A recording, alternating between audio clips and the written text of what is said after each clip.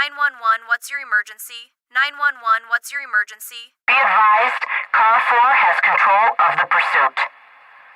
Proceed with caution.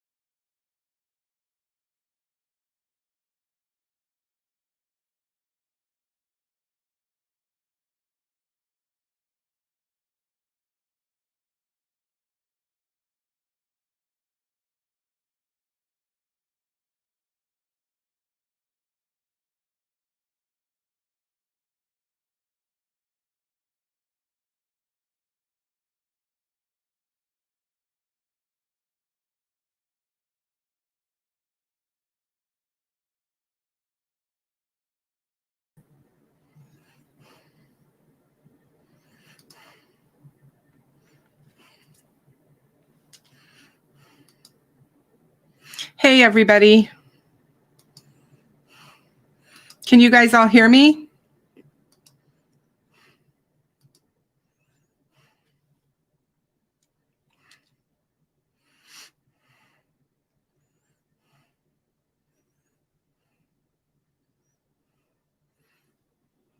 Hey, everybody.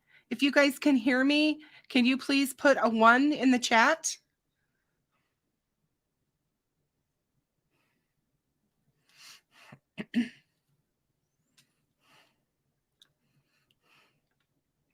Okay, good. I'm glad you can hear me. Hold on a second, because I don't think the picture that I wanted to show is going to show, so we're going to do it this way. So how is everybody? Let's get that out of the way. A pretty big, huge, eventful day for Delphi today. I know that everybody is chomping at the bit to get information. I do, hold on one second.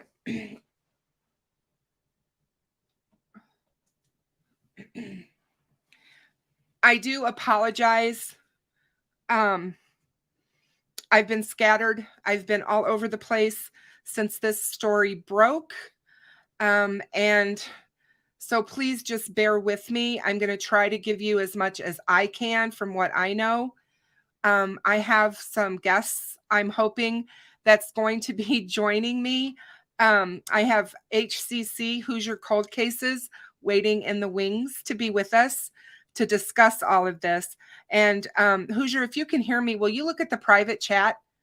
Did you see? Did you answer me back? Okay.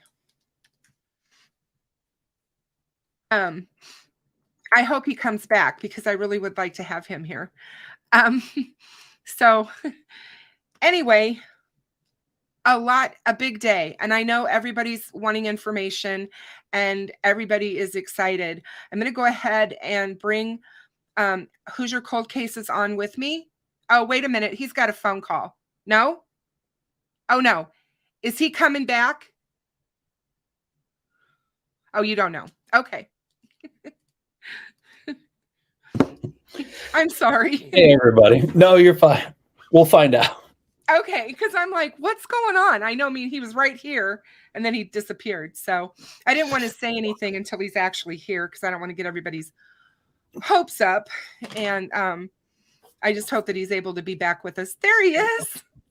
There he is. Hey. So I am going to bring on my good friend, the Captain Howdy, to be with us. What? How'd you get this guy on here? That's amazing. I know. Okay, he's there. You got to unmute yourself, Captain, so that you can talk to us. Can you hear us? Awesome. How's everyone doing tonight? Good. Good. Hold on, I'm trying to. How are you? I'm not used to StreamYard. I'm not very good at this. I'm okay. This is you're totally day, fine. Right?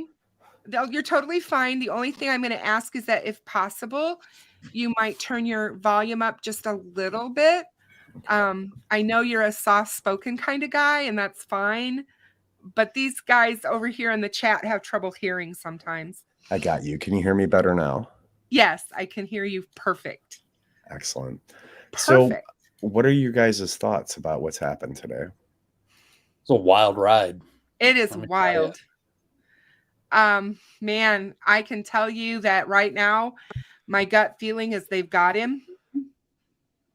That's where I'm coming from. The families are pretty positive.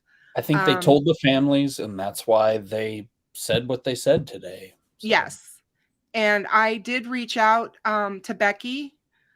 And I did get just a confirmation that, you know, she thanked me because I sent her a pretty long message, not really one that she had to respond to, but just telling her that my thoughts were with them, my love was with them, and prayers, because I know this is not an easy time for them. And this is all about them.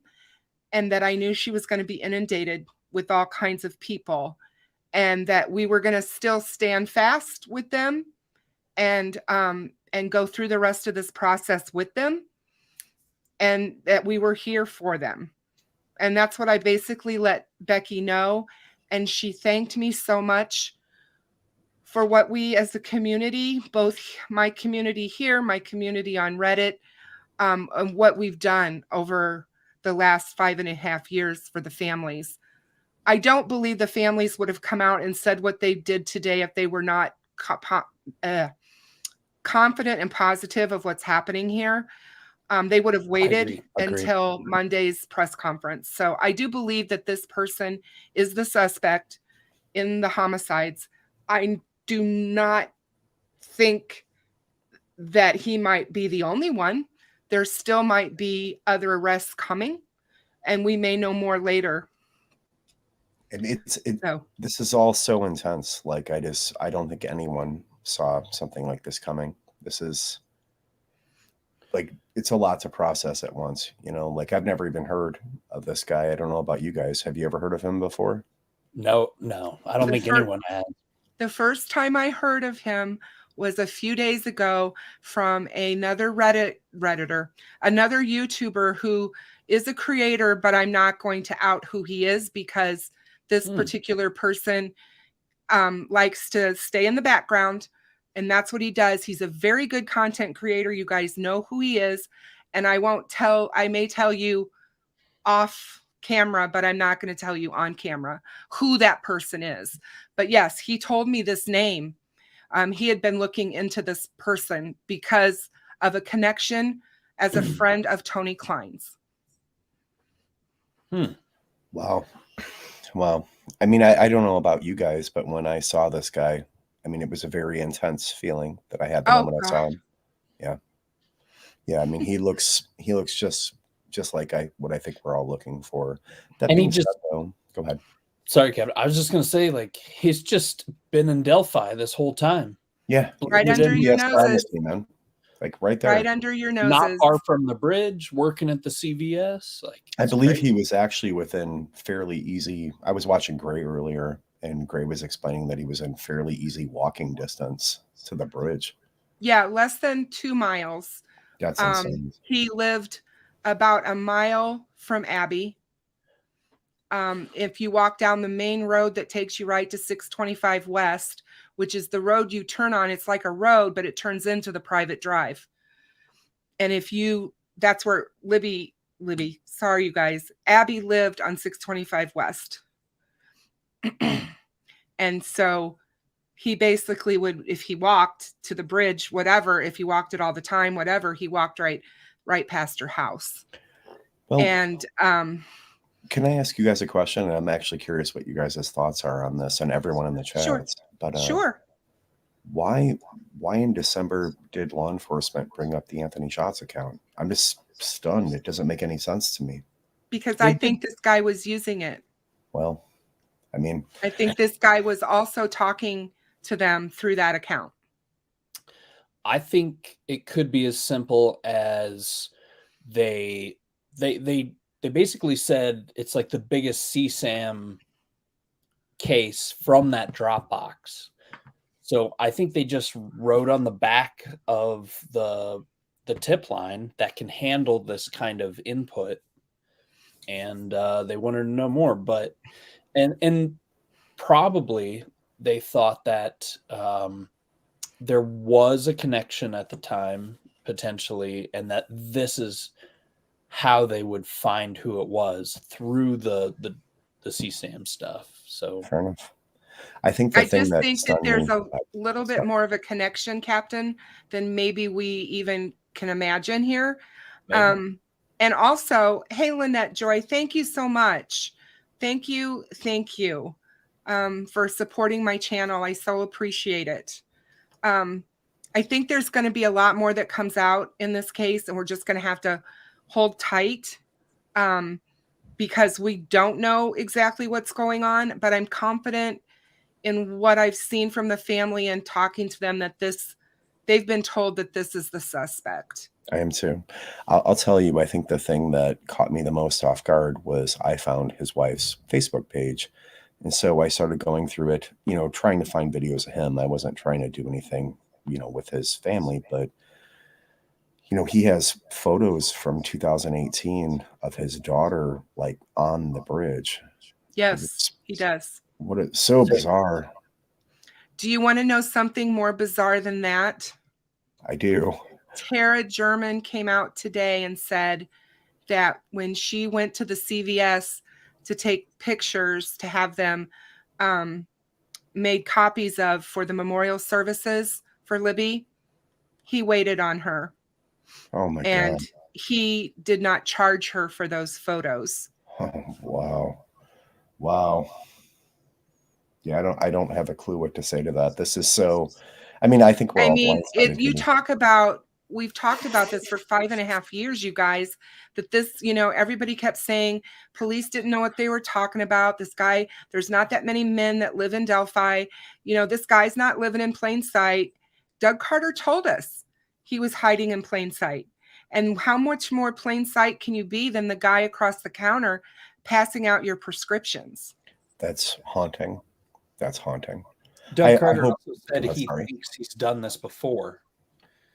So I'm curious if we're going to find out more.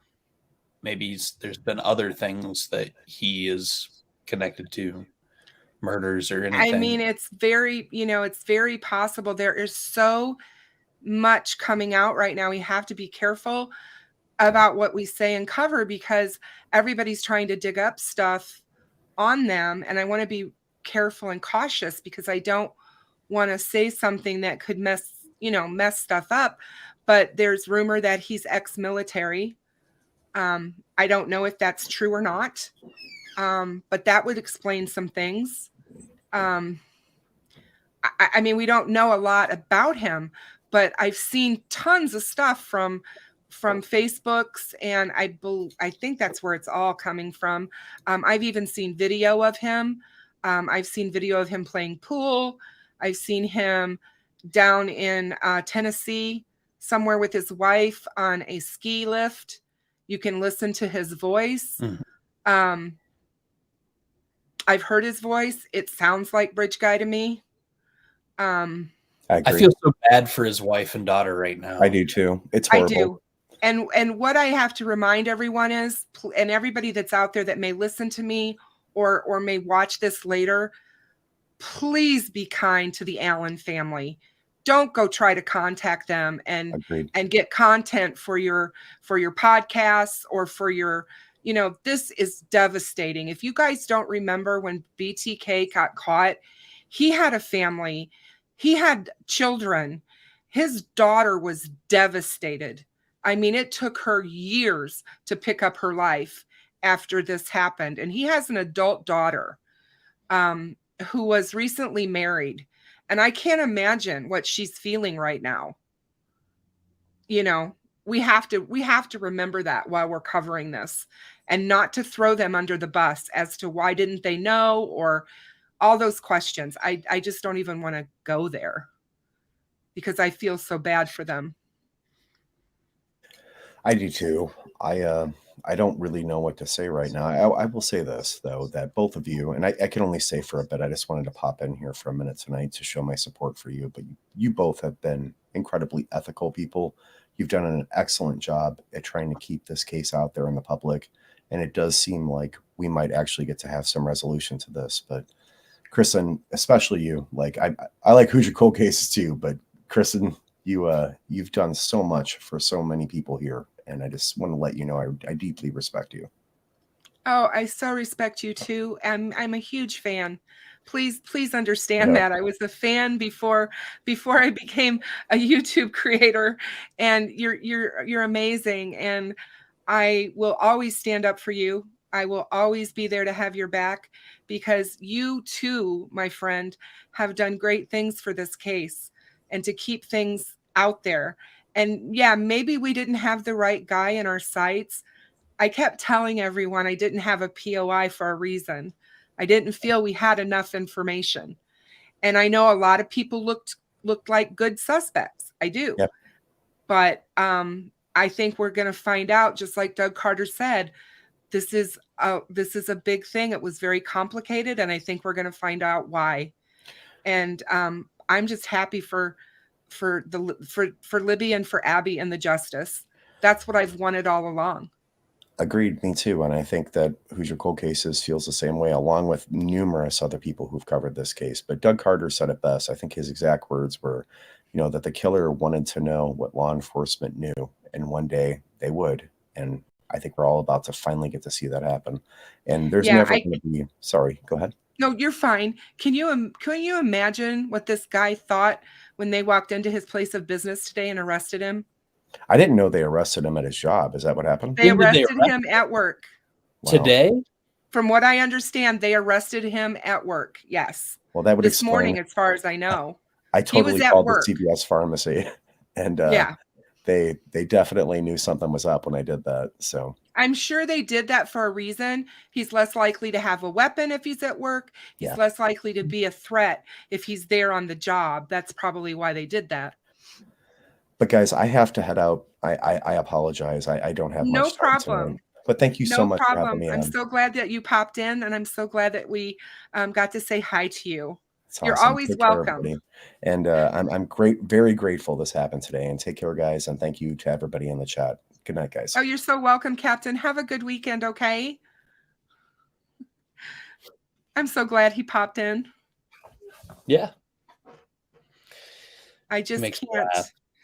I'm floored. I have to tell you, Hoosier, I don't know where you were when you found out. What were you doing?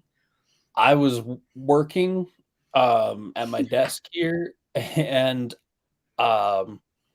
some friends threw that article into a chat, and I went, what? And I went live, and I made some weird faces on my live and then told everybody to just watch other creators. And then I jumped off because I was too shocked and happy, and like it was a lot to process. It was. But I wanted people to know and see the article, and like and then I got like thousands and thousands of messages today.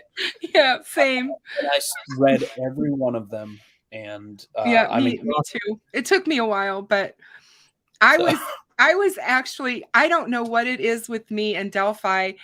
If you remember on the Saturday when all the other stuff blew up, I wasn't at home that day either. So I wasn't in front of my computer. All I had was my phone. And this morning I happened to go to get my hair done and I had to get it trimmed and, get my roots done. And so I'm sitting in a salon and talking to my hairdresser, who's actually moving to Milwaukee. Today was the last time I was going to get to see her. Well, you had to. And we were just having a conversation. We were talking about my channel because she follows it, and we were talking about the cases and stuff. And my phone is blowing up. I mean, it's absolutely blowing up.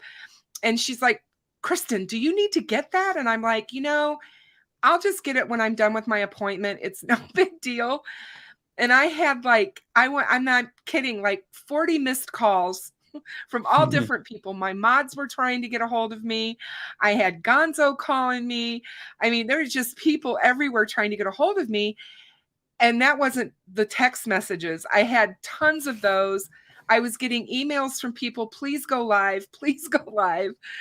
And I was like, what is everybody talking about? I'm like, what is this all about? And, finally, my lovely, wonderful, good friend, True Crime Maria, is like, Kristen, you have to call me back. She's like, they arrested a guy in Delphi. And I was just like, oh my gosh. So I jumped on right away and started getting this. And Jennifer Rochelle, who's also my mod, she was sending me pictures of him, and she was sending me all this information on him. Yeah, I've seen his entire life. Yeah, it was just coming so fast. Yeah. The first picture she sent to me, I'm like, who is that, Jennifer? And she's like, this is the guy they arrested for Delphi. And I'm like, what? Yeah, I was. It's a day to celebrate. We weren't sure if this was ever going to happen, and thankfully it has. Now there'll be the trial. There'll be, all of that. But well, you were just on with me. It's not been that long ago. I know. I was just telling you, I don't know. And we were talking about this, and I was like, I kind of was having a moment of where I was not necessarily losing hope, but I wasn't feeling as confident as I felt a month ago. I was starting to get into that doubt phase again about where are we and what's going on. And there was a lot of rumor. Louisa, thank you so much for your super sticker. I so appreciate it. And I almost missed it. Hang on a second. Lynette Joy, thank you so much for becoming a member of my channel. Lynette, I so appreciate you. Thank you so much. I was just like, after I got home and I sat down, like you said, I was in shock. And then I started to cry. I was just crying. And it was like, everybody's like, well, why are you so upset? And I'm like, and then they're like, well, we understand why you're upset. You've covered this case for how long? And I think all the emotion just kind of hit me. And then I was like, well, I've got to get ready. I need to go live. I need to talk to my community. Everybody's going to want to know. And then I'm like, well, what do I talk about? Because we haven't heard from law enforcement yet. And I want to be careful about how far we go with this, because we don't know everything yet. They haven't told us. The press conference will be 10 a.m. on Monday at the Delphi Methodist Church. And I'm going to try to go. We'll see. Awesome. You'll be our boots on the ground. Well, maybe. So I was just watching right before this, like every news channel, station, everything is covering this right now. Oh yeah. And I think they're actually in Delphi. I think WTHR's there. I saw their truck. there may Well, not not be in room Delphi. for I'm us. not in Delphi, but I saw them there. There might not be room for us little people, and I don't care. You know, it's just a good day, and can't wait to find out more on Monday. So Yeah. Are you going on Randy's walk tomorrow? yes, Awesome. I Awesome. might take champagne and Awesome. or sparkling grape juice. Will you please have a toast for me, to the girls Yeah. and for Justice? This is my birthday present. My birthday is Monday, and I'm like, It's this a is great the craziest. I mean, for that to happen and this to happen on my birthday, I can't even begin to tell you how that feels to me. And I'm not trying to make it about me. I'm just saying I can't get over how crazy that is. You know, it's a week before the election, and I see some comments about these things, and it is you know, that's an astute observation. Turn it up. Can't talk to you right now, Allie. I'm live. You know, it's going to drown out all this Carroll County stuff, and I wish it wouldn't. And I don't believe it's a coincidence either, but you know what? Who cares? Now let's keep going, Carroll County, and get this Flora fire solved too. I just got a picture sent to me of him somewhere, and I'm not sure if it was at work or whatever, but this is just, oh, he has Young Bridge Guy sketch on the wall behind him. The Richard Allen? Yes. Dude was walking around like nothing. Come on, you know? I'm just like, oh, it's just, I just can't tell you how disgusting and crazy it sounds. I mean, I never thought we would really get here. I mean, I thought we would, but I guess I just really didn't think we would. I don't know. Now, do you think others could be involved? Like there's more? I do. Okay. More because when I was talking to Maria and I was talking to Fig earlier, and I said that it could be either or. We could be looking at one perpetrator, which, you know, is always possible. And this could be the guy. Or we could be looking at something greater and bigger, and he was just a part of it. That's why I said we have to be really careful about how we talk about this until we hear from law enforcement and we know what he's being charged with. I mean, once we know what they're charging him for, it'll make a lot more sense. But that first picture that I saw of him that was sent to me, I'm not kidding you. I was like, oh my God, that's him. I had no, I see Young Bridge Guy there. And I also see obviously I see Old Bridge Guy. I sent the photo to my daughter, who's also a moderator for me. And she follows the case, and she was at work, and I sent her the picture. I told her what was happening. And her first thing to me was, Mom, look at the hooded eyes. That's him. And she goes, and those eyes are evil. They just look blank. The one picture I saw of him, that look was just a blank look. You know, my wife asked me earlier, she's like, does he look like the sketches? And I was like, yeah. I mean, we all see things different, remember? Yeah. And then people are, you know, the more I've looked at it throughout the day, I'm like, yeah, okay.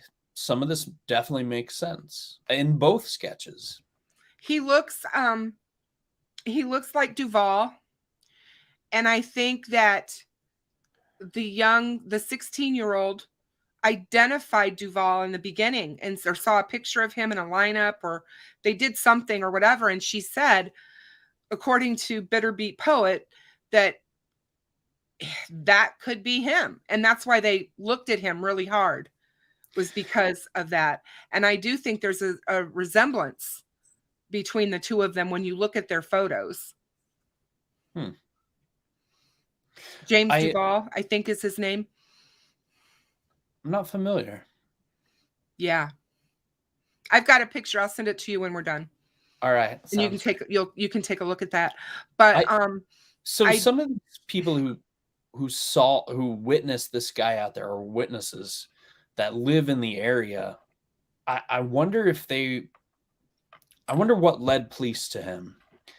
And like, did they see him in the CVS and didn't even think about it? You know what I mean? I'm sure seeing somebody out of context, without a mask or without a hat or hoodie, or I'm sure it's completely different, but it's like, it fascinates me how he just blended in and went about his life, and nobody. Hey, Danger Dave. I know. Woohoo, like, hey, right? The guy. Yeah. So I'm very curious. Maybe it was genetic genealogy that led them to him. I tried looking him up on my case and I didn't see anything. So yeah, it's like he hasn't committed a crime before. I think somebody found some stuff on him on my case, but it's not anything bad. It's like they were able to find, I think, traffic stuff, maybe in different counties. And it might have been in different counties. I don't know. I haven't bothered to even do that. I'm letting some of my other deeper sleuths look at that stuff, because they're the ones that'll be pulling all that kind. Yeah, Maria said just a speeding ticket. So yeah, I mean, they're not taking his DNA for a speeding ticket. So yeah, no, exactly.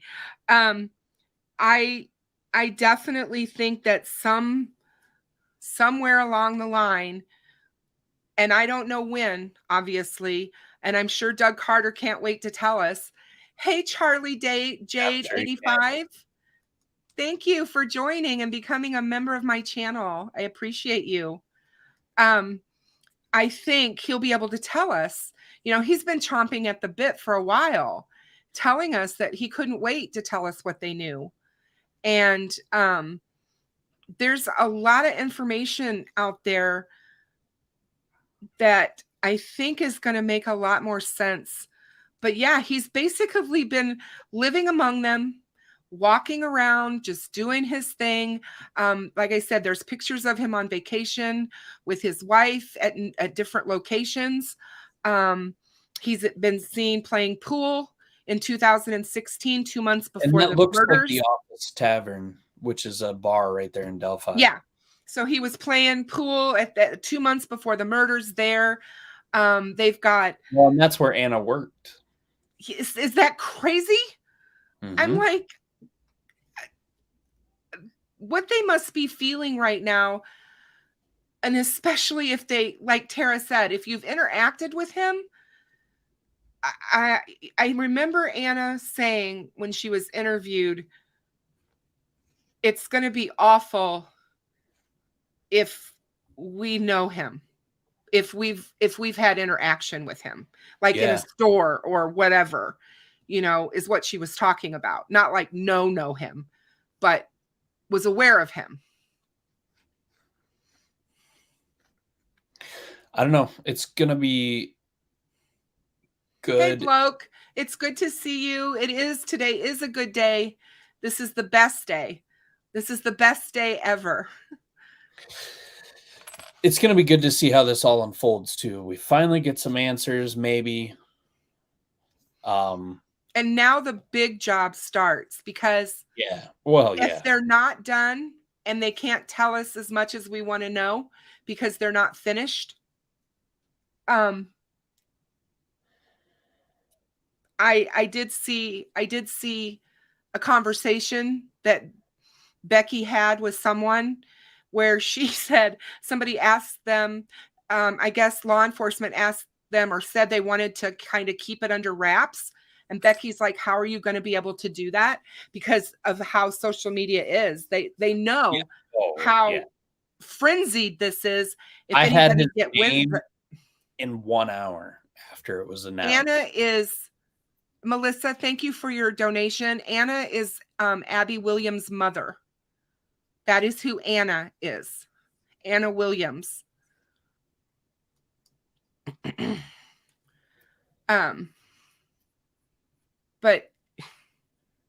But yeah, I hear you. And I was, like I said, I was going through all that, and all I hit that is that, oh my gosh, I got to reach out to HCC.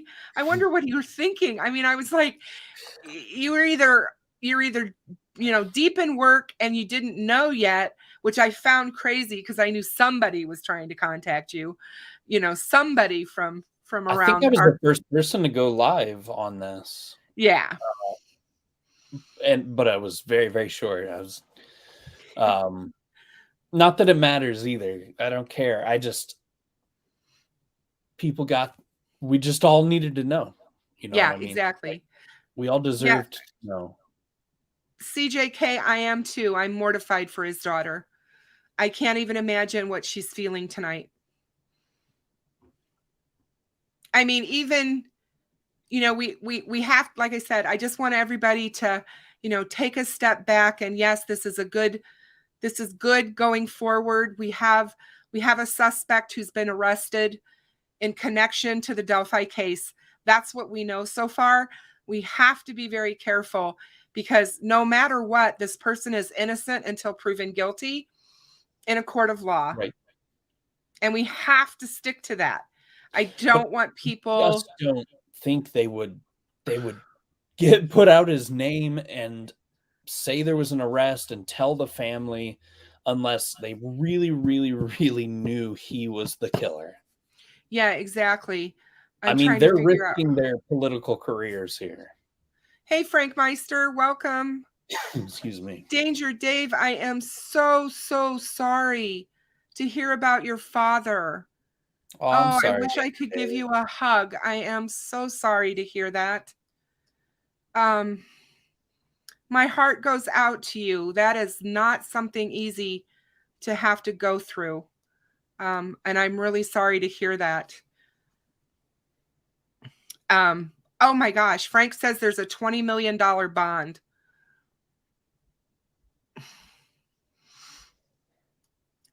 Wow. Yeah. Well, there should be. There should be. I don't think he deserves to be out on the street. If this is the guy, like I said, let's make it difficult. No,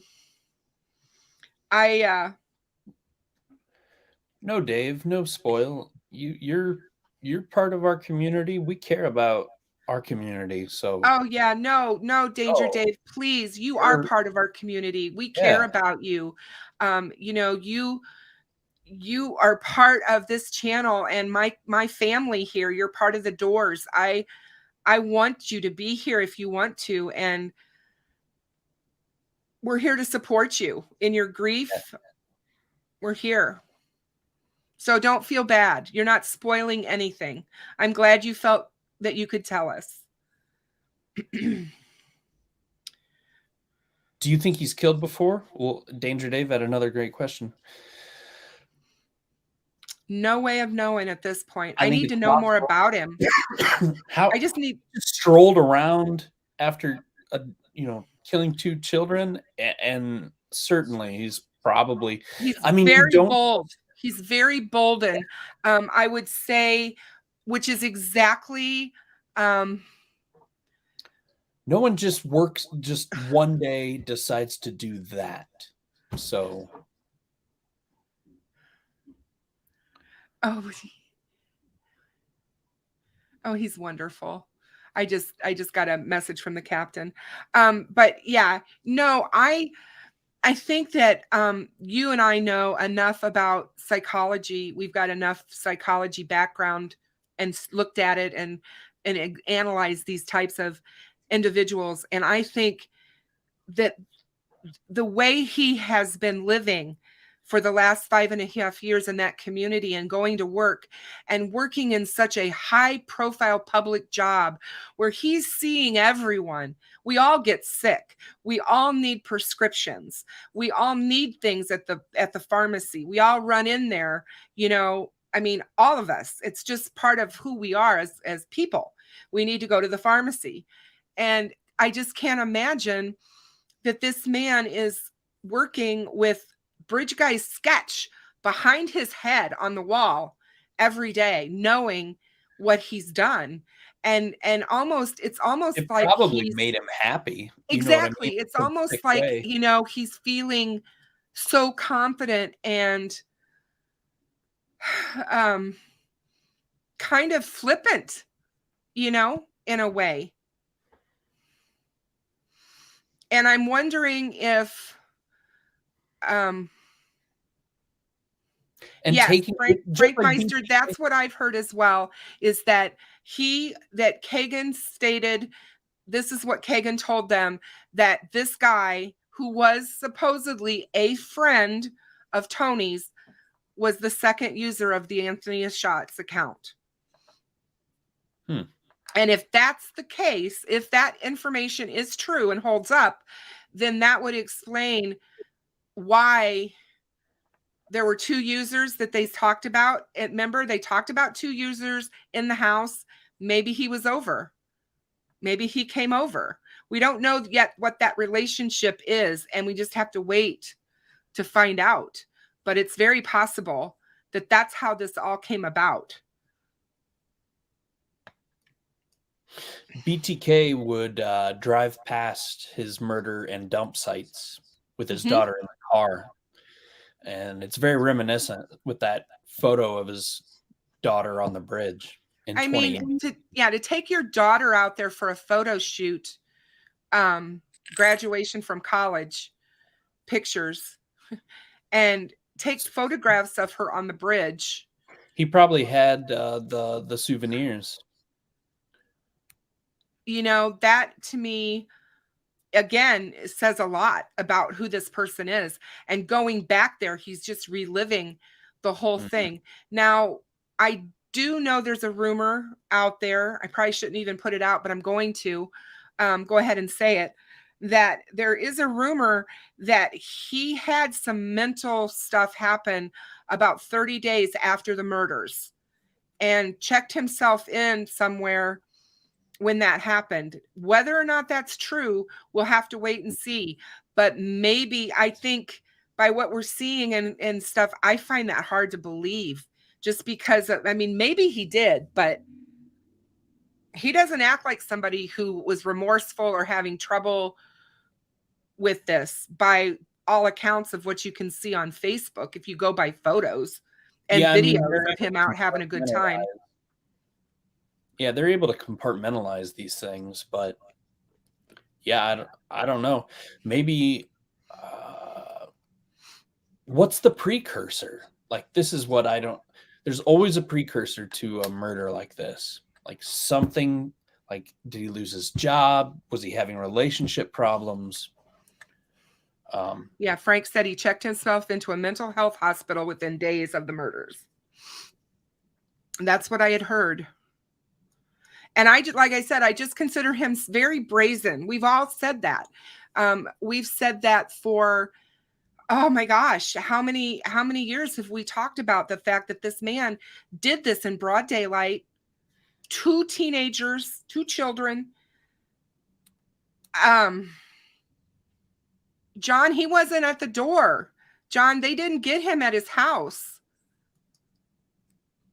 John, they arrested him at work. I can imagine what he thought when they walked through those doors at CVS.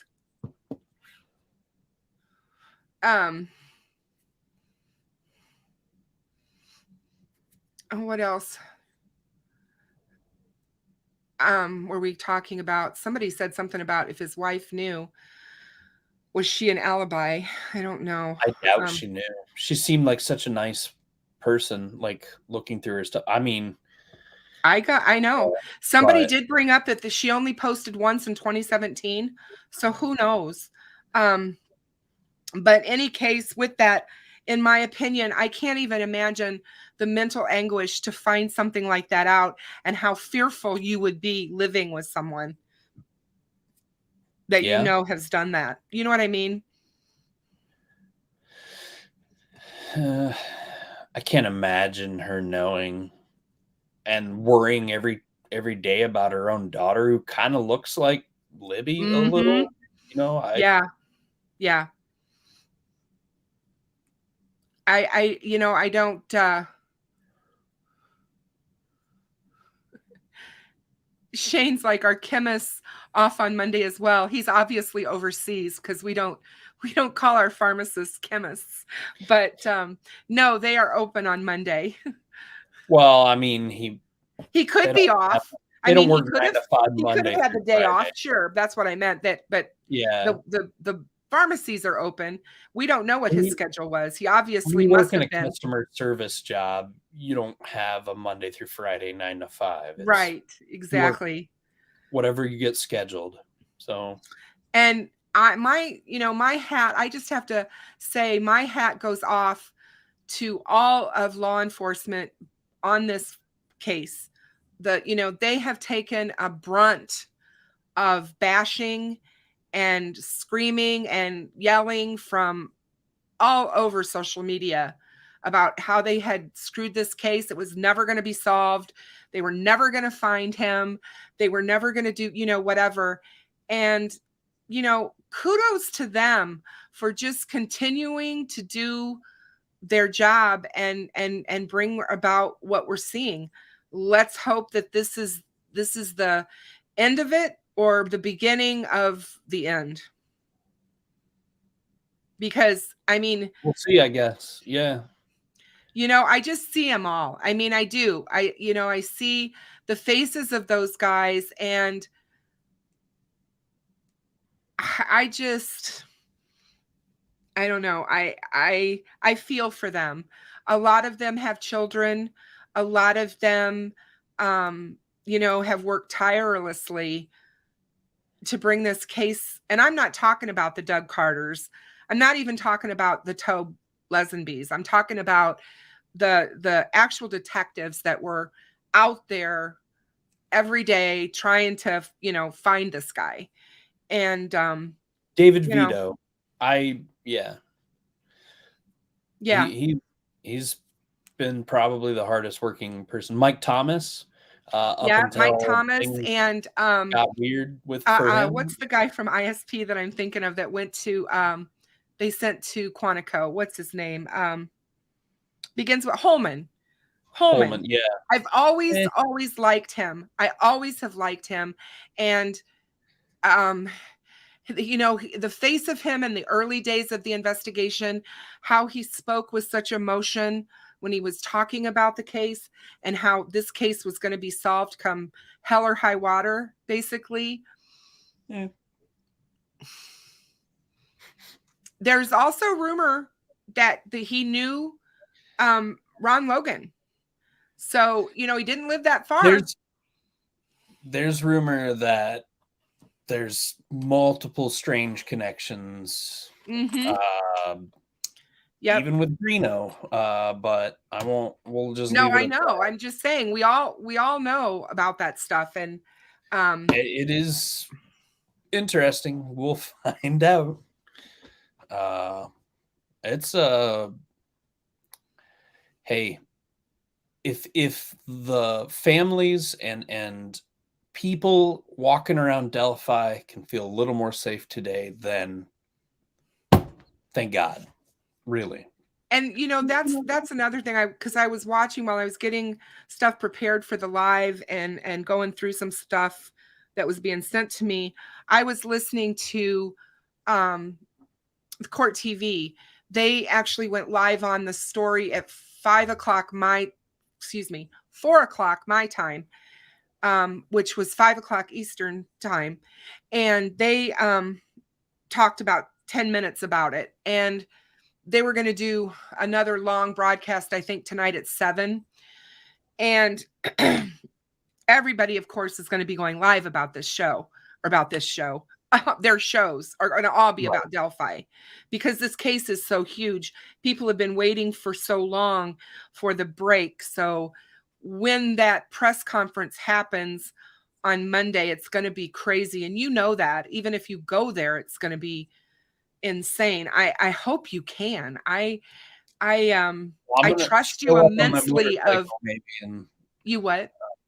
I'm gonna take my motorcycle and slip in. I figure it'll be the easiest because parking might be really difficult, Sure. and I'm gonna try. Gotta at least try, right? Yeah.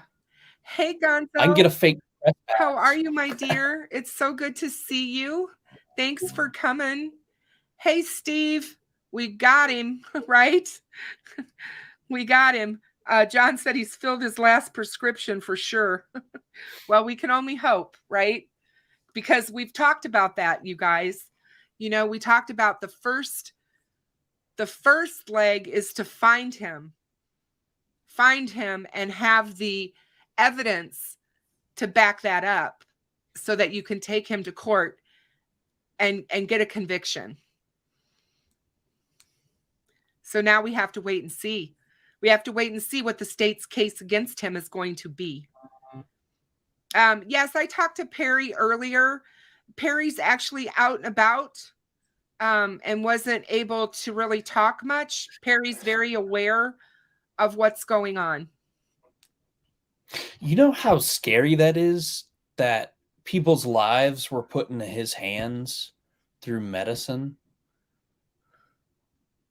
Like, I understand how regulated and controlled and checked all of that stuff is, but at the same time, that's really frightening that he could have been killing people with minimal notice through medications in the pharmacy. Oh, yeah. It's a pharmacy technician has a lot of leeway because they work under the pharmacist, but they still fill prescriptions and they fill them, and then the pharmacist has to sign off on them. Depending on the pharmacy that you work for, depends on what their structure is for that and how that happens. If they actually go through, the pharmacist actually goes through. I would think if it was me and I was a pharmacist, I'd want to recheck every prescription that anyone was filling for me. But they can't. Pharmacists can't do it all on their own. You got to remember, you've been to a pharmacy, It's a small town seen. too. Yeah. Oh, it's horrible. Yeah, it is. So, you've got all these prescriptions coming in. But yeah, you're right. I mean, in that position, stop and think of his hands and how easily it would have been for him to kill people. But you know what? I don't think that's the way he wanted to do it. You know what I mean? I think this was more of a sadistic kind of. Well, think about BTK, and he would take opportunities to be sadistic in his job, like killing people's animals and using the system, the rules in a way to be cruel. But then I think about the book I recently have been talking about on my channel and stuff, How to Solve a Cold Case. And a large amount of serial killers these days are hiding behind the opioid epidemic and,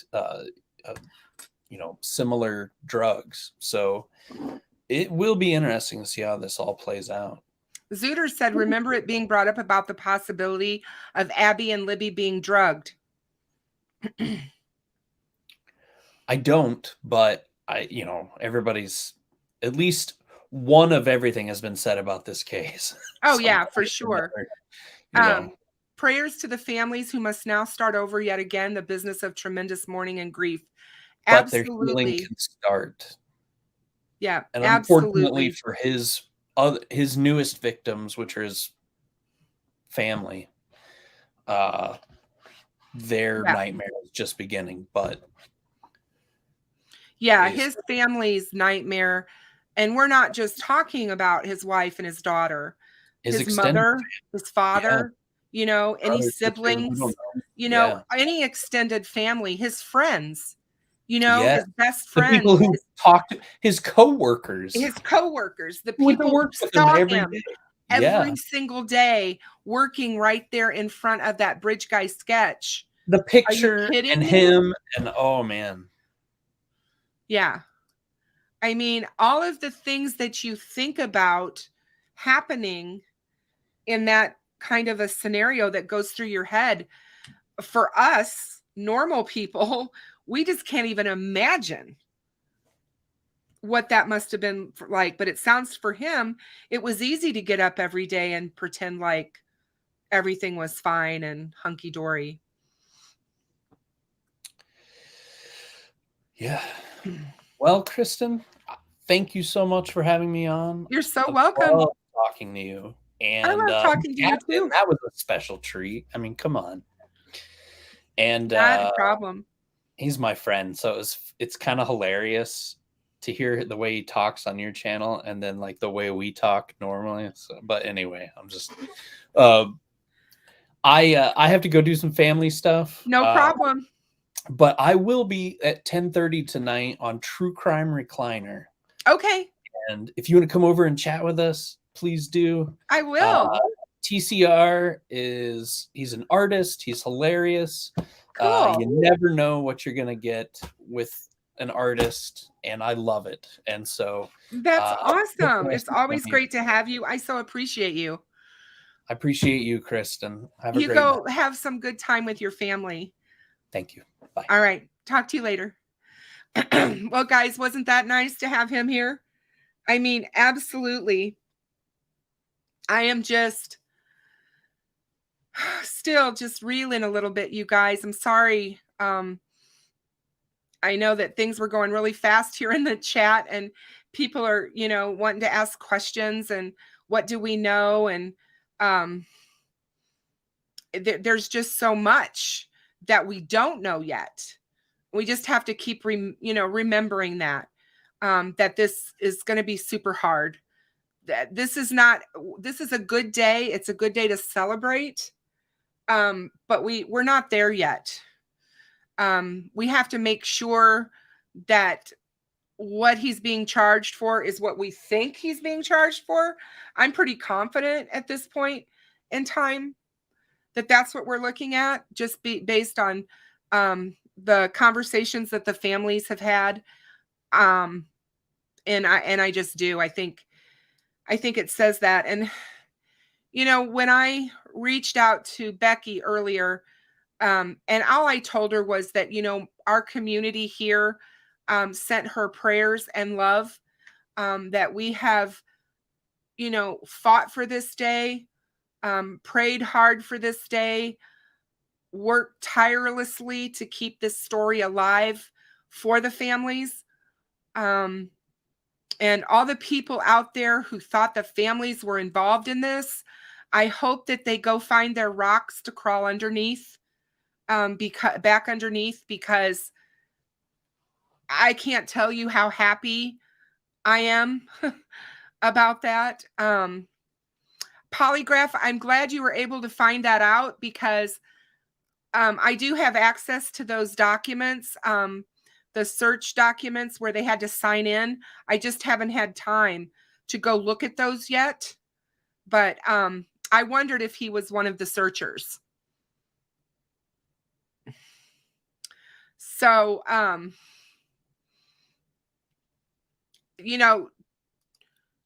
million bond is pretty sure, you're pretty sure it's for murder. And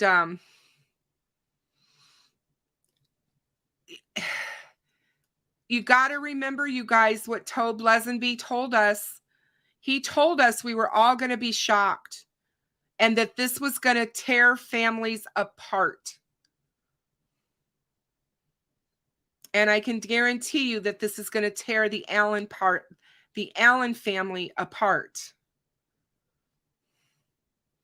And like I said in the very beginning, if you guys don't recall, just look at BTK and look what happened to his daughter.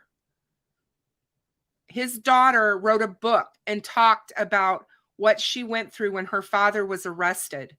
And when they came to her door to tell her who her father was, she had no idea, none whatsoever. The man that they were describing to her was not the man who raised her, nor was it the man that interacted with her, ever. And the psychological damage that that must do to a person is unbelievable. And like I said, I feel for her and for all of them. And what's going to happen. But sadly, with these types of offenders, they don't care about other people. They only care about themselves and keeping what they've done hidden and a secret. So I just think it's so, I just think it's sad. And we have to remember that as we're covering this, that, you're not going to see me rake through the family photo albums and pull all these people out. And I know people are doing that, and they're going through his wife's Facebook and stuff and trying to find information. But my God, remember that these people could be victims as well. We don't know yet what involvement, if any, if they knew, maybe they knew and tipped in. We don't know any of that yet. It will all come out.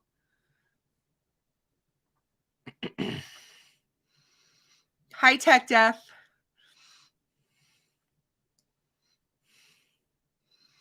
Yes, he has helped them out at the CVS. I just told the story of Tara German, which is Libby's aunt. Tara went to the CVS to have photographs made and duplicated for the memorial service for the funeral for Libby. They do the picture boards and stuff. So she went to have those pictures made, and he waited on her and told her there would be no charge.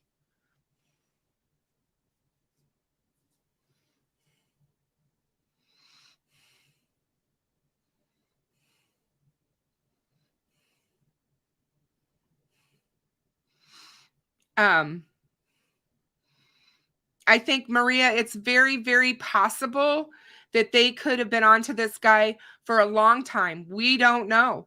I think they've been onto him at least since the 2019 press conference, if not before. Like I said, a lot of the stuff that people thought was going on in this case and surmising or speculating on isn't at all what was happening. We don't know if something was found in the search at the Wabash. Something could have been found in the search in the Wabash, and they just got forensics back on it, and that was the last missing piece they needed to get him. We don't know. And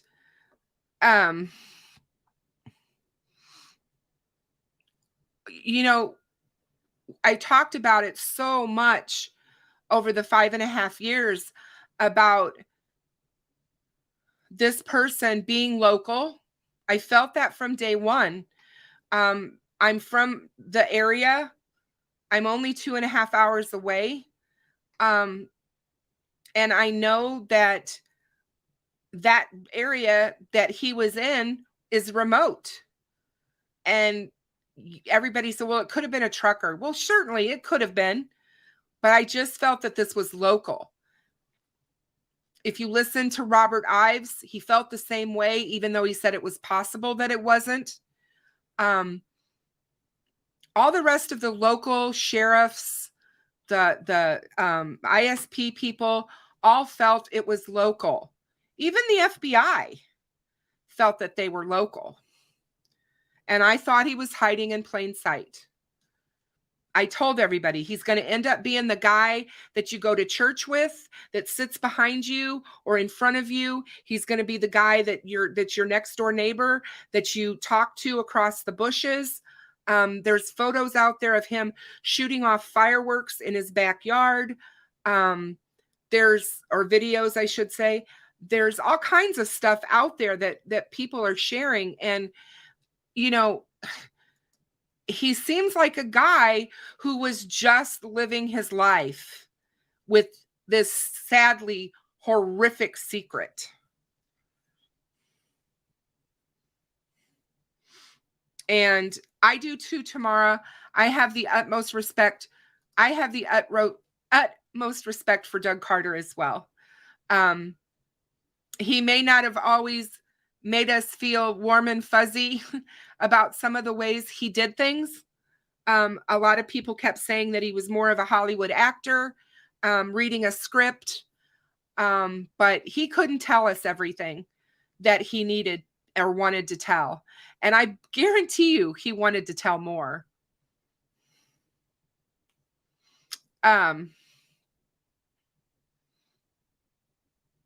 It makes you, what really makes me wonder about this is the whole Vegas stuff with the Kleins. You know, we were talking about Vegas for a long time. True Crime Maria made one of the best videos on the YouTube platform for what happened in Vegas. If you guys haven't seen her channel, get over there, subscribe to her, and watch her Vegas videos, because there's got to be some sort of connection here.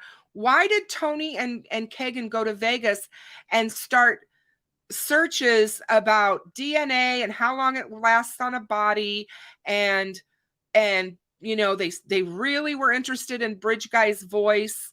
They leave town after the sketch has been released. They and the picture of the guy on, or not the sketch, but the picture of the guy on the bridge. If this is a situation where Tony Klein or Kagan Klein knows Ricky, then yeah, you know, there's got to be something. And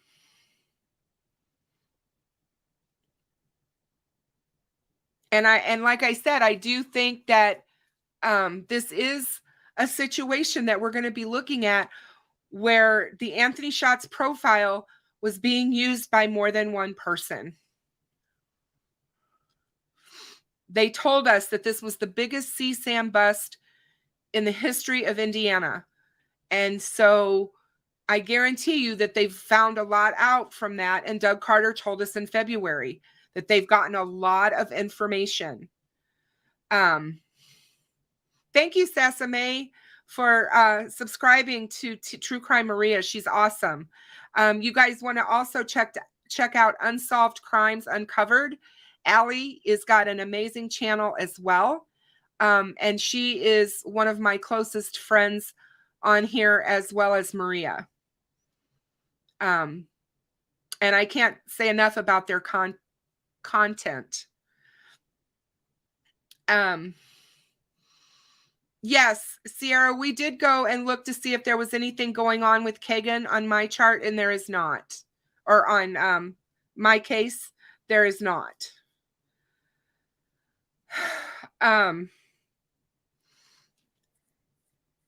I think you're going to see a lot of emotion on Monday at this press conference, so be prepared.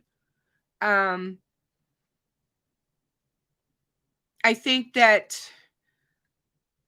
the press conference will be telling, but I also think we may not find out everything we want to know at the press conference. You got to remember, they've got to be careful about, you know, what they talk about with their case until they get it into court.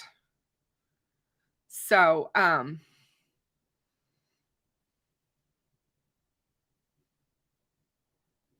but I'm feeling good, obviously. And I was blown away by the news as much as the rest of you were. I got something I think I can show you guys to give you kind of an idea. And you just got to bear with me for a minute, because this is kind of hard. I was trying to do this beforehand. So here's a map, obviously, of Delphi. Hold on. I don't know how to get that. There we go. So here's the map of Delphi. Okay, guys. And oops. Here's the Monon High Bridge up here. Right here is the bridge. This is the Delphi Community High School. And this is the subdivision that he lives in. So just a minute and let me get his, show you where his house is. So here is his house right here.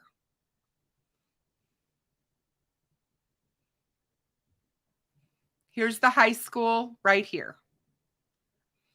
And he's right here, right off of 200 North. This is their address right there. And then if you move over, oh, darn it.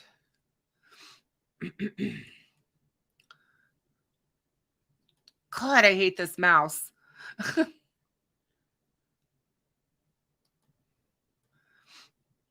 So here's the house of the suspect.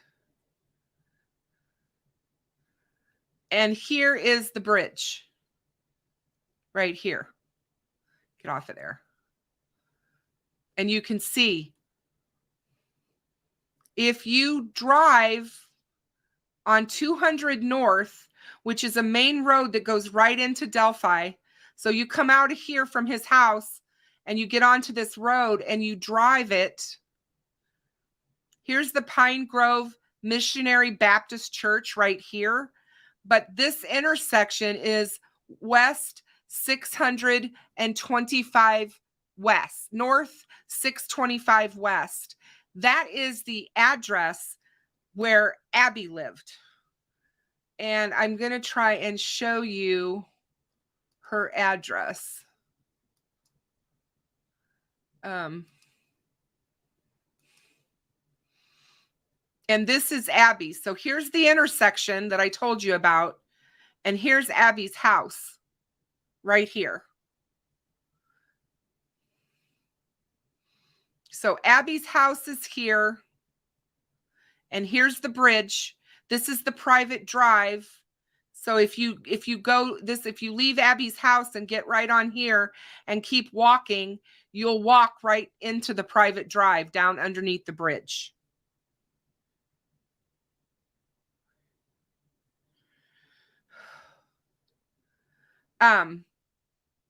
But what is it, Rosewood? You're going to have to tell me, email me what you're talking about, because I'm not sure what inverted means, but man, it's a mess.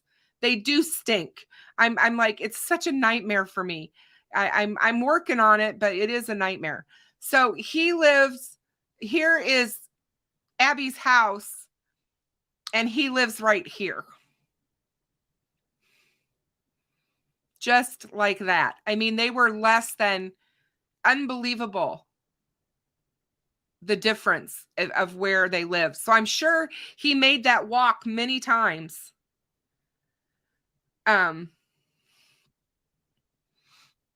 when I saw that today and I saw how close he walked right out of there, you guys, I guarantee you that he walked straight down the private drive, right past Abby's house to his house and went home.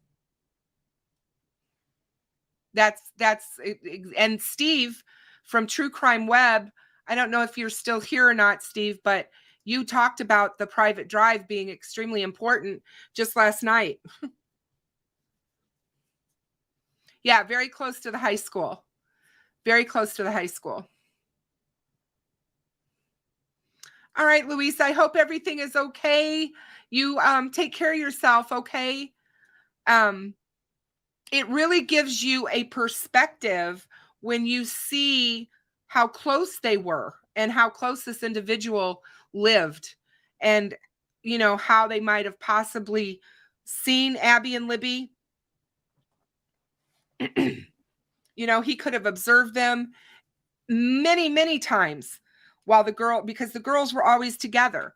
They were sleeping at each other's homes, or, you know, whatever. They were spending time together.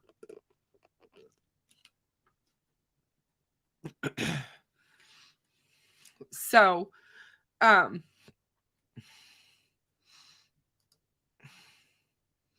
Steve, how are you?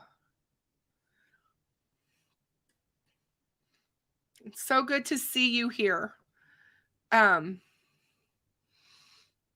Unbelievable though. What a wild ride this case has been for all of us. And I know it's not over. It's just beginning, because now we have the penalty phase, we have the justice phase where they have to actually go into court and prove everything that they've found.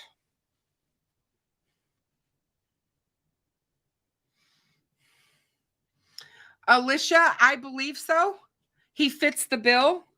At the time, I think Tech Death is the one that figured that out this afternoon. At the time when they were asking, in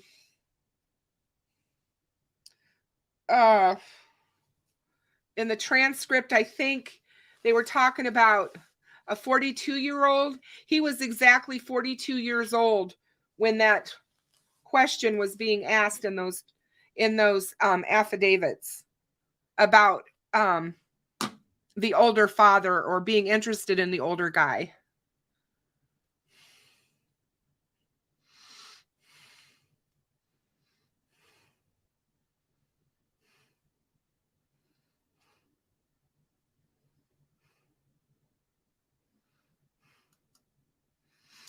But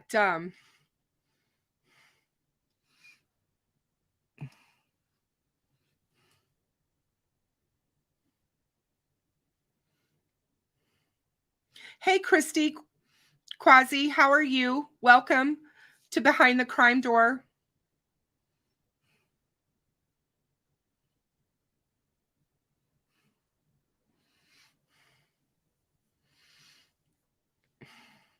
Hey, Digital, I missed you coming in. So glad you're here with us tonight. It will be interesting to find out exactly what kind of history there is on this individual, and what we're going to be able to find out about him. I think it's really scary. Oh, Jason, it'll be nice. My family has something planned, I'm sure. And I will definitely have a good birthday. Oh, thank you so much, Louisa.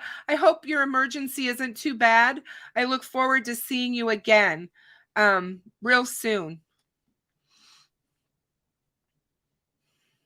I guarantee you that my plan at this time is to go live after the press conference on Monday. Depending on how long it lasts, I don't know. I'm assuming it's not going to be a huge long press conference, but we don't know that. So I'm going to plan on going live after that, sometime during the day, because I'm not going to be available to go live on Monday night, obviously, because it's my birthday.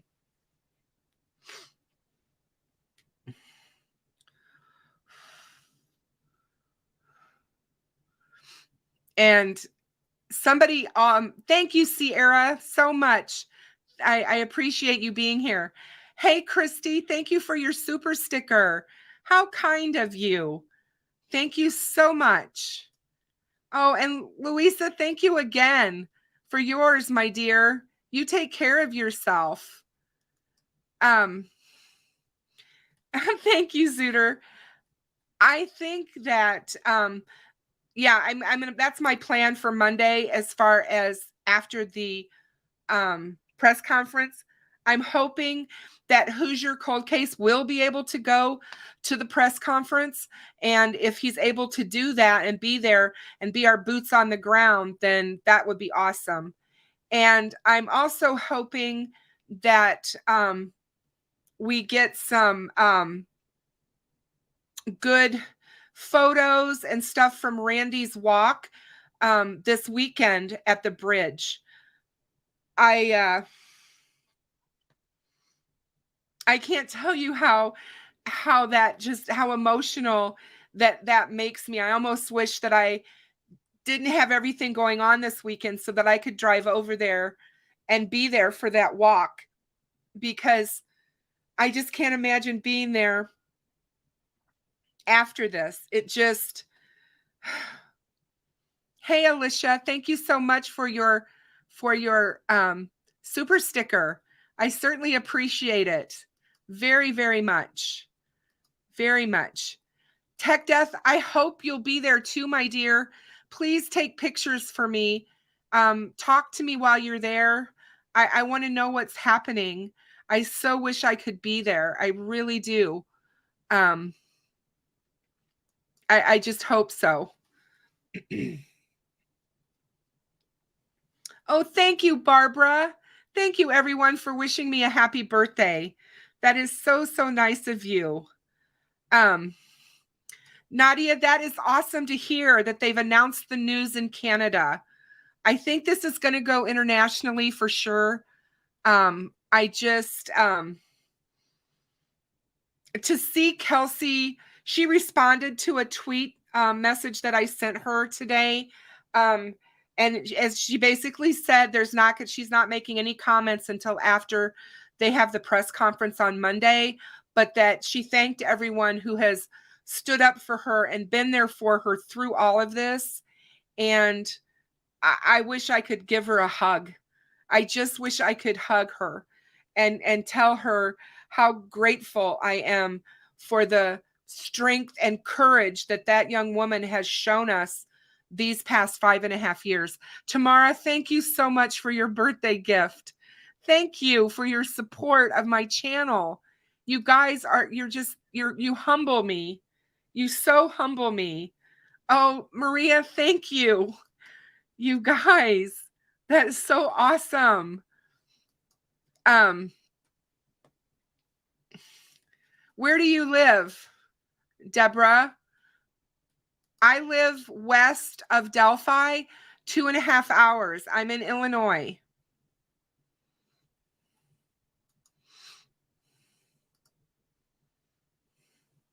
I am straight west.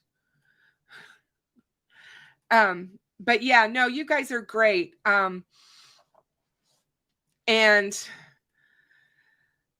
everything, like I said, that we're finding out about Richard Matthew Allen is, I'm wondering what he's thinking about tonight while he's sitting in jail. They arrested him. They booked him through the county jail in Delphi, and then they moved him to a state facility for his protection. He is no longer in the Delphi County Jail. So that's important because I want him kept safe. I don't want anything to happen to him. I want him to have to stand trial for this. I want him to have to, have his day in court. Hey, Serendipity, thank you so much for your super sticker. I so appreciate it. Thank you. Thank you. Oh,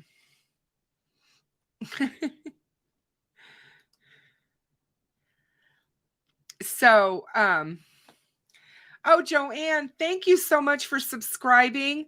I am so glad that you're here. And thank you for the birthday wish. Oh, okay, Deborah. A little closer then. But yeah, we're not too far away. Not too far away.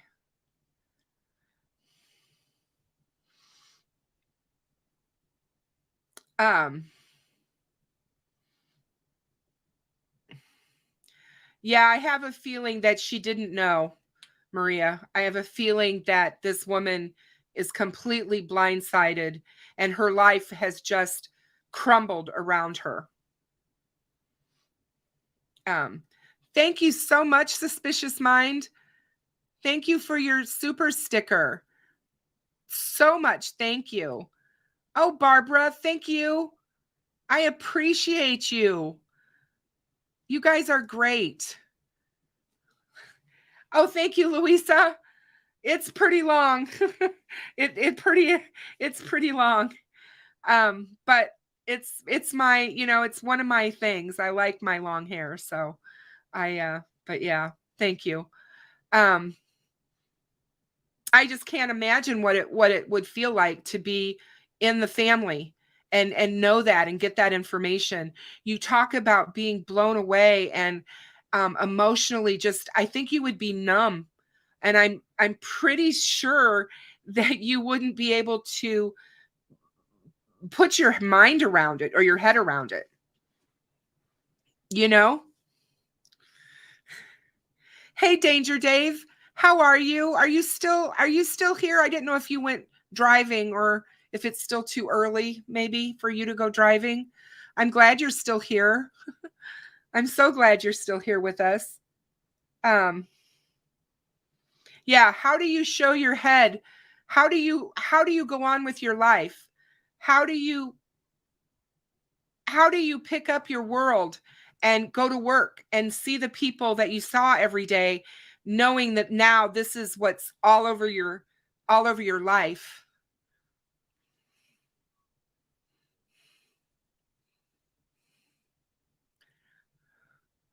I mean, yeah, thank you, Lipsha.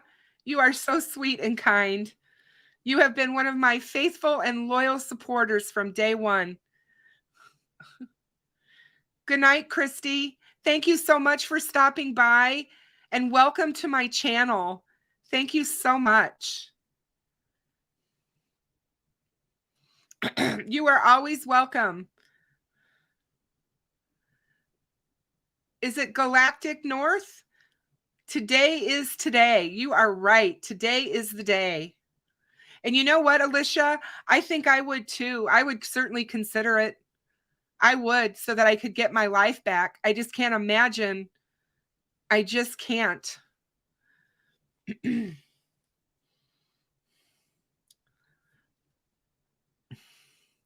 Hi, Melissa. How are you? Thank you for your donation. I wonder if the wife is now putting pieces together. I wonder if she now sees her husband in the big picture. You know, anything's possible. There, you know, maybe there were some weird signs. Maybe not, though, because a lot of times, like HCC said when he was here, these guys are very, very cold, calculated, and able to compartmentalize their lives. And they can walk into one compartment and be this cold-blooded killer, and then they can just walk out of that compartment and go into this one and become father, husband, you know, friend, co-worker, and just go on with their life.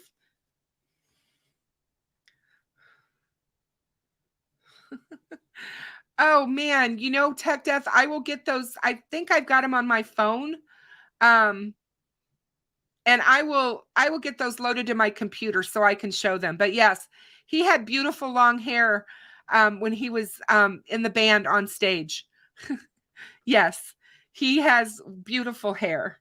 For those of you who don't know Tech Death Hippie, you need to check out his channel. He does the outro music for my channel. He also did my old intro music. For 8 months, I played that intro. I just recently changed it up. I told him I need some new music from him so that I can put it to my intro. And so I'm hoping he'll do me some more music because he is an amazing musician, you guys. You won't be sorry.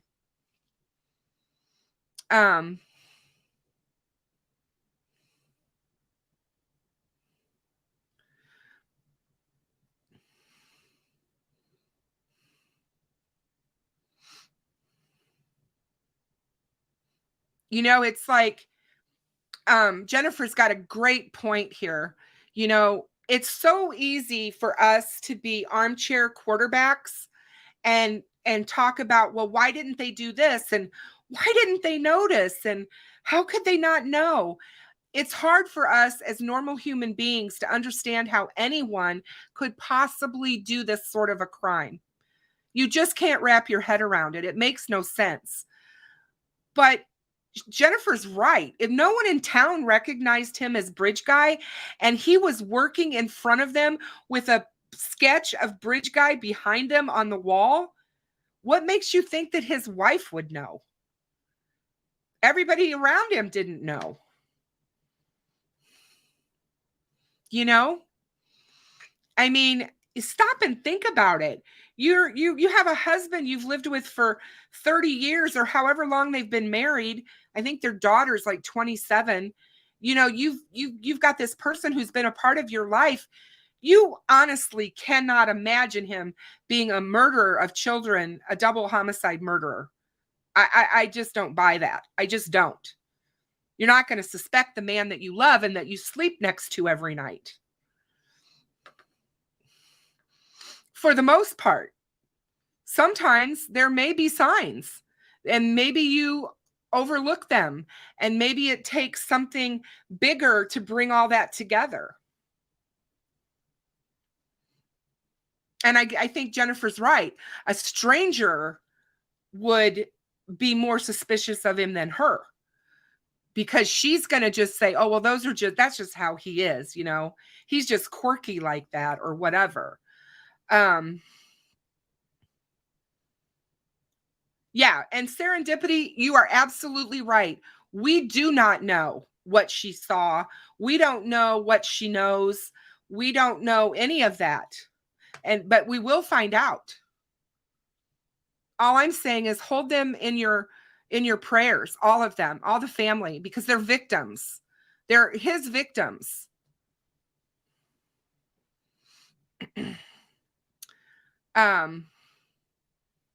We just need to wait and see, you guys. And I'm serious. If you guys haven't read the book, the BTK's daughter's book, let me find out what the name of it is because it is a good book. I did read it.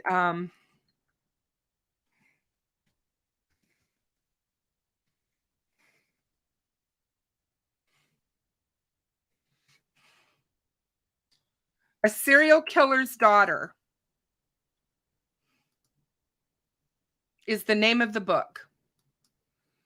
And it's by Carrie Rowson. And she is the daughter.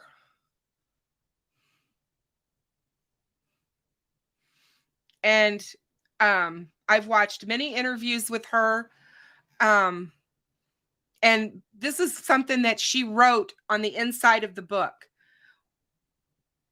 Who do you turn to when the boogeyman is your own father? I mean, stop and think about that.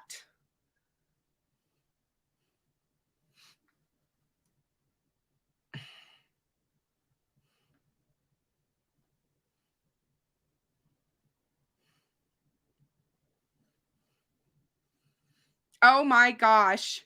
Oh my gosh, Steve. Oh my gosh. I bet she did. I bet she did.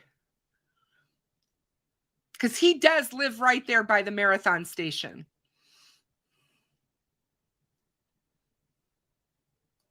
Just crazy. But when Carrie, I was just going to tell you guys, when BTK's daughter wrote, she said, when Carrie Rowson moved into her first apartment, her dad, Dennis Rader, showed her how to keep its sliding glass door secure at night. It wasn't until years later that she learned her father, better known as the BTK killer, once threw a brick through a neighbor's sliding glass door and killed the woman inside. Such devastating, irreconcilable memories haunt this extraordinary memoir, the most soul-searching, insightful, and compelling account by a serial killer's loved one and victim I've ever come across. Rowson's life was upended when Rader, a Boy Scout leader and church president, was exposed as the cruel predator who had tortured and murdered 10 people in Kansas over nearly 2 decades. What happened to her after that? The trauma and the PTSD, the publicity, the fracturing of her family and her entire world can hardly be overstated. You're unlikely to hear a memoir this jaw-dropping ever. But Rawson's nervy humor and her spiritual candor and her capacity for compassion make her an endearing, even relatable heroine, warmly voiced by a narrator, Devin O'Day, if you want to listen to it on audiobooks.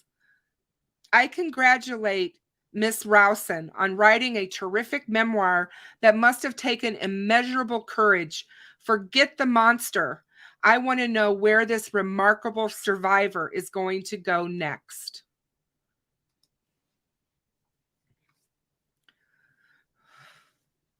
And that, like I said, just think of that. Just think of her and what she went through when she found out, when they came knocking on her door and told her, hey guys, you know, guess who your father is and what we found out about him. So I am very, very happy that this happened today and that this happened the way in which it did. We've all been talking about it now for months. We thought something was going to happen. We felt like something was coming. There were many of us on the back scenes that actually do lots of investigating on this case that felt like something was happening, but none of us could put our finger on it as to what it actually was. And after they did the search in the Wabash, I was like, something led them there. And I really do believe that it was Delphi related. And I don't know if they found something that finally led to this arrest, but I think we're going to find out, and we're going to find out a lot on Monday. Lynn, I didn't. What is the alias?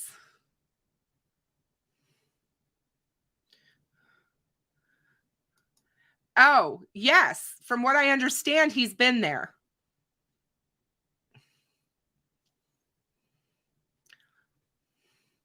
Hey, Purdue and RN, how are you? So good to see you. Thank you for taking such good care of Mr. and Mrs. Steve for us while they were up here.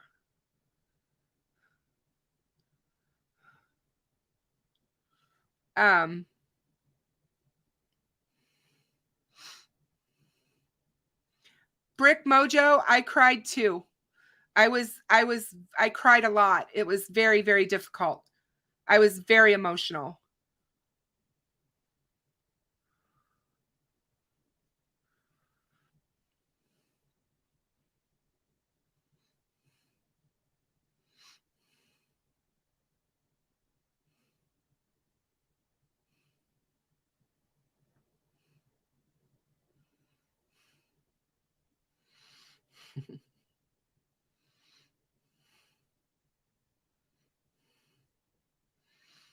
So I think if Frank Meister was correct on the amount of bond, we can pretty much guarantee that this is for murder.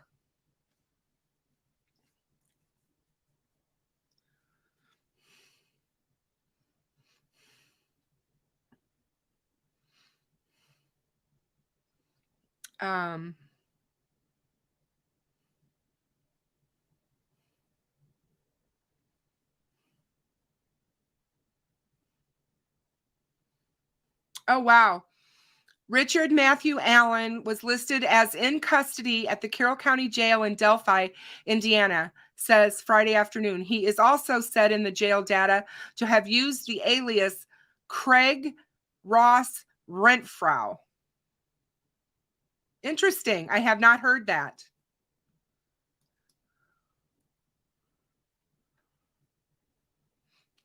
Oh, thank you so much, Lynn. I'd appreciate that. Thank you so much for sending it to my email. Oh, Purdue RN, you guys, I just can't say enough about you. Everything that Steve said, you guys were just amazing to them. And I'm so grateful that there are people like you out there in the world. So grateful. I've heard 5'4". It's very short. Don't know if that's true.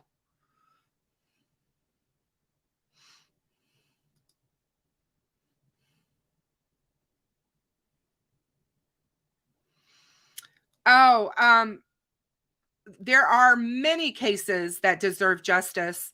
I'm going to be working diligently on Flora. That's going to be the next thing that I'm undertaking deeply. I will tell you that I will not be stopping Delphi until everything is put to bed and everyone has been charged and gone through the court system. That is something that I won't do.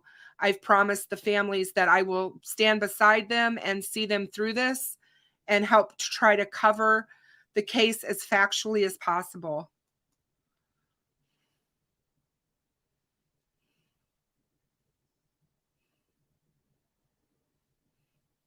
That's interesting. If he, stop and think about that, because Anthony Schatz, the Schatz last name, was their next door neighbor. So, yeah, interesting, if that is true, Teresita.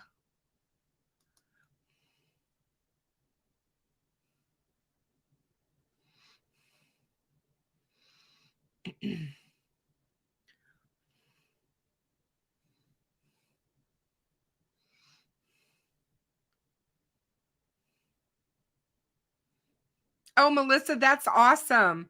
That is awesome. Is there anybody here that's going to Randy's walk tomorrow besides Tech Death? I know HCC is going to be there tomorrow. Is there anybody else in chat that's going to be going to the walk?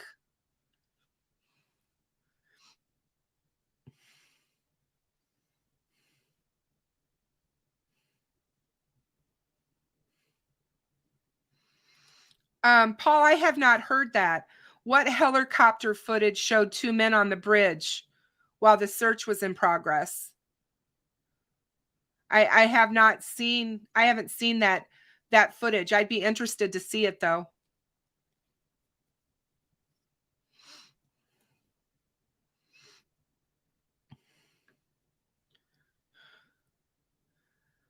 Oh, Purdue, awesome. Awesome, awesome.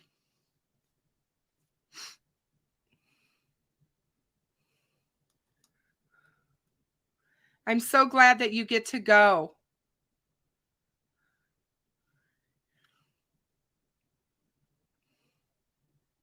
Yeah, True Crime Maria is right. It was rumored that Tony went to Arizona and he had some road trip to the Southwest in 2020 around the time of Kagan's last legal charges for CSAM stuff, which was in May of 2020. Could be connected somehow. Who knows? Like I said, we're just in the beginning, you guys, and we really need to slow down and make sure that we don't get crazy with all this. We just have to see how things go.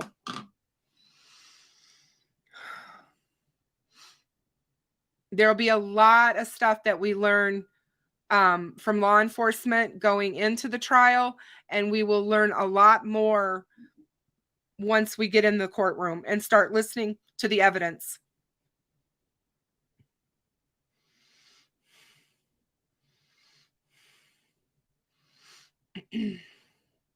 There's so much rumor, Kathleen, around this case.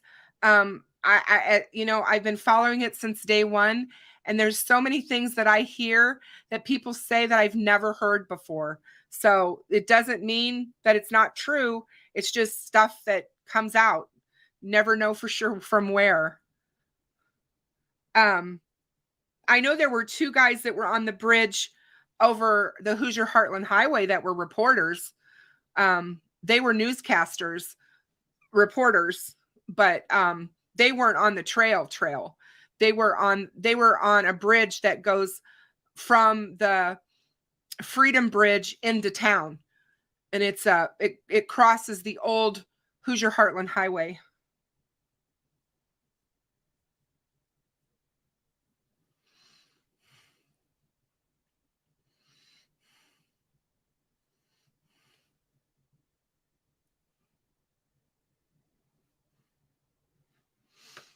Mm.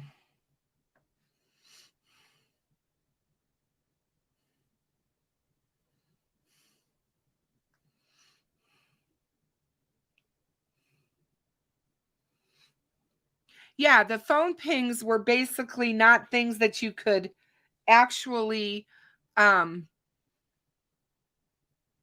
rely on, because they were with his testing, they showed the pings were all over the place. So it's not something that you could rely on as evidence.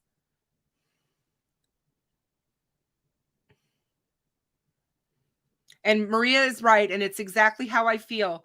It is very possible that we are looking at one suspect and he's in jail now. It's possible that there are more people involved. We do not know.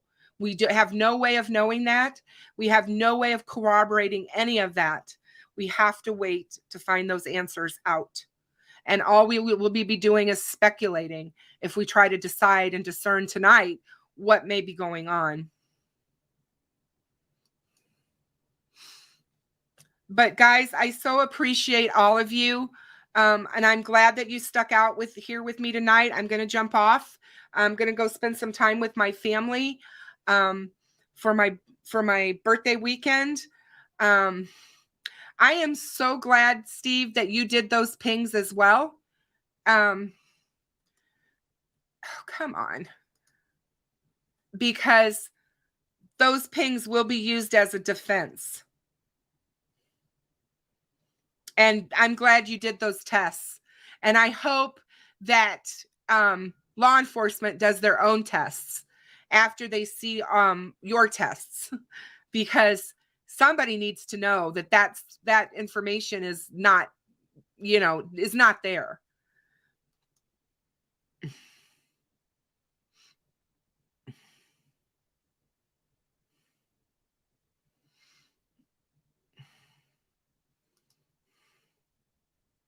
And yes, today was the day. And I am so happy about today is the day.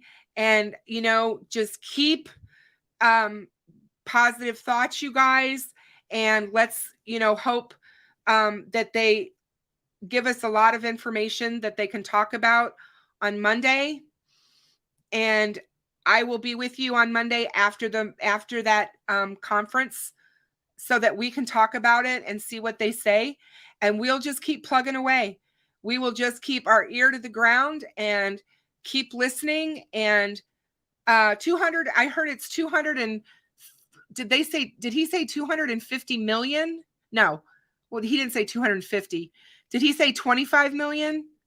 I think he said 25 million. Lipsha. $25 million, $20 million. $20 million. Thank you, you guys. Thanks, Jennifer. Thanks, Nadia. $20 million. And I guarantee you there's not a $20 million bond on somebody that just has nothing to do with murder.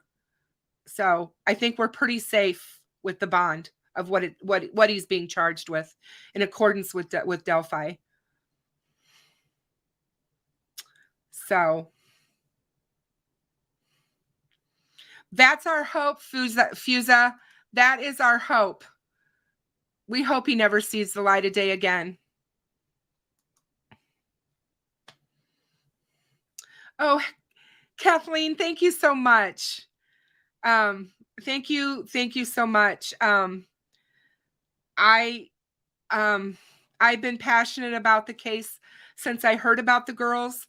They remind me so much of myself and my best friend, who we've been best friends for 52 years. And she and I used to do exactly what those two young girls, Abby and Libby, were doing. We used to go out walking together. We'd walk in the rain. We went all over the place together, alone at that age, everywhere. It was just her and I.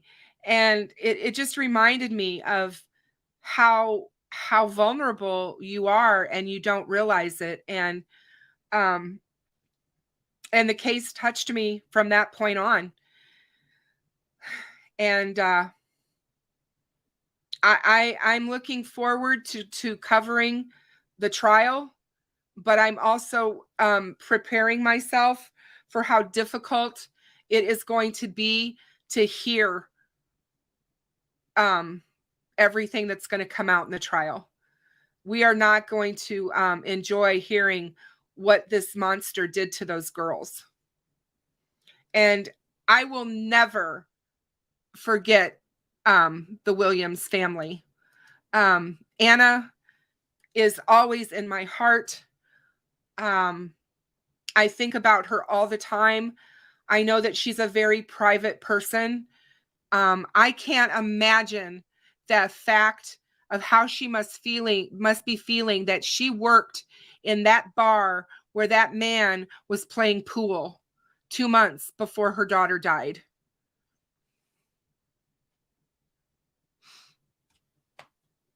I just can't imagine. It was one of her fears she talked about. So I can't imagine how she's feeling today. But I hope everyone has a safe weekend. Please keep your children safe. Make sure that they have a good trick-or-treating experience, and always keep an eye on them. And everybody pay it forward if you can. Just remember, it doesn't take anything to be kind. And kindness is where we all should be. It's what drives me to do what I do. My son that I lost at the tender age of 4 taught me that you have to treat people with kindness, and you have to look beyond just what's in front of you. And I will never forget that. He was a very special little boy, and I believe that he led me here to be doing what I'm doing now for these families and for these cases.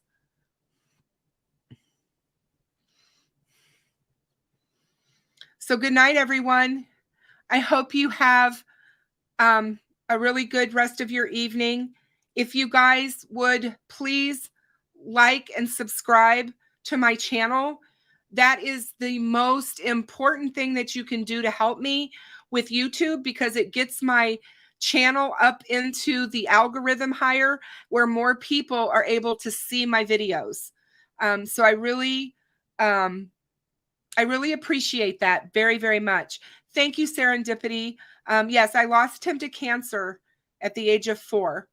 And I really feel that he's the one who has led me to this calling. He would be very proud of his mama. I think he is very proud of his mama. But yes, like and subscribe. I also have a merchandise available if you guys are interested. It's also on my channel. So you can also find it there under the shopping tab. And I appreciate all of you. Thank you for being here with me, for all of the doors and all of my members. Thank you so much for your continued support. I love all of you. And to all my moderators that showed up tonight and has been here for me for the past 8 months, I love all of you. And I appreciate you. And thank you so much for the birthday wishes. I will see you guys all on Monday. Have a great weekend, everyone.